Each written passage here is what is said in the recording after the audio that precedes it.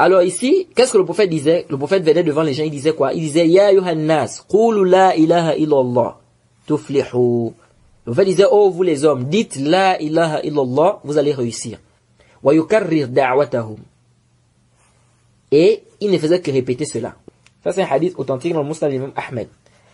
Alors le prophète disait quoi? Il disait, oh vous les hommes, dites qu'il n'y a aucune divinité vraie qui mérite l'adoration en dehors d'Allah, vous allez réussir. Donc l'appel au tawhid. C'est vous qu'on dit la da'wa du musulman. Un musulman qui fait la da'wa, il doit commencer par le tawhid. Le manhaj des salaf salih ou de quelqu'un qui fait la da'wa, c'est d'enseigner d'appeler les gens vers le tawhid. Si vous voyez une personne qui fait la da'wa et dans sa da'wa, il n'y a pas le tawhid, sachez qu'il n'est pas sur le manhaj des salaf salih. C'est-à-dire son manhaj là n'est pas propre. Parce que qu'est-ce qu'Allah dit dans le Coran? Qul hazihi sabili ad'u ila Allahi ala basiratin ana wa man ittaba'ani wa subhanallahi wa ma ana minal mushrikin. Ça c'est Allah qui dit dans le Coran.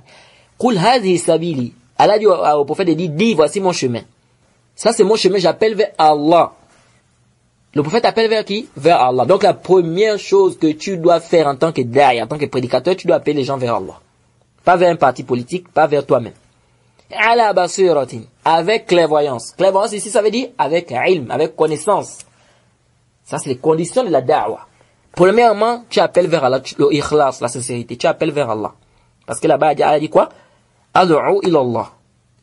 Ala basiratin. Ensuite, avec clairvoyance, donc avec ilm, avec science, pas dans le jahl. Tu n'appelles pas les gens dans l'ignorance.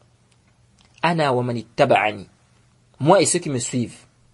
Moi et ceux qui me suivent. Ça veut dire que ceux qui suivent le prophète doivent faire quoi? Ils doivent appeler également vers Allah. Donc la première chose que tu dois faire, c'est d'appeler vers Allah. Si vous voyez quelqu'un dans sa da'wa, il n'y a pas le tawhid, il n'est pas ni de bid'a, il n'est pas ni de shirk, il n'est pas ni de tawhid, sachez que c'est une da'wa qui n'est pas basée sur la quoi? Le manhaj des prophètes. C'est une da'wa qui n'est pas basée sur le manhaj des prophètes. Vous allez voir quelqu'un aujourd'hui, vous allez voir, il y a beaucoup de frères comme ça.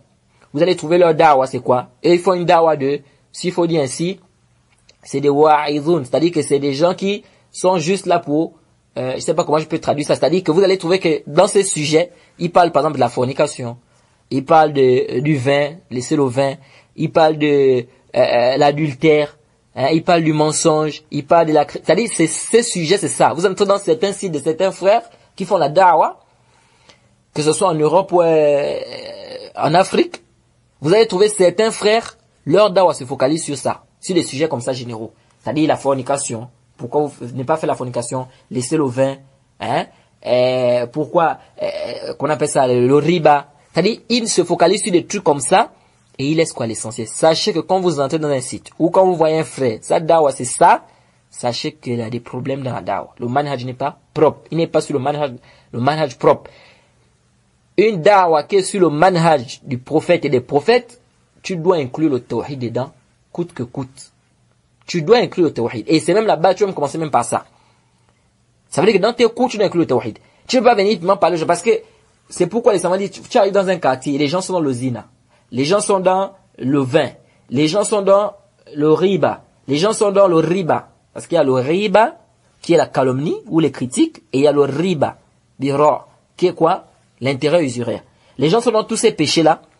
Toi, et il y a d'autres qui sont dans le shirk. Donc, tu arrives, qu'est-ce que tu dois faire? Les savants disent, tu dois commencer par ceux qui sont dans le shirk. Commence d'abord par le shirk. Pourquoi? Parce que de tous ces péchés-là, c'est le shirk qui est le plus grave. C'est le shirk qui est le plus grave. À quoi ça sert de dire à un musulman de laisser le zina s'il est dans le shirk? Même s'il laisse le zina, ça lui servira à rien.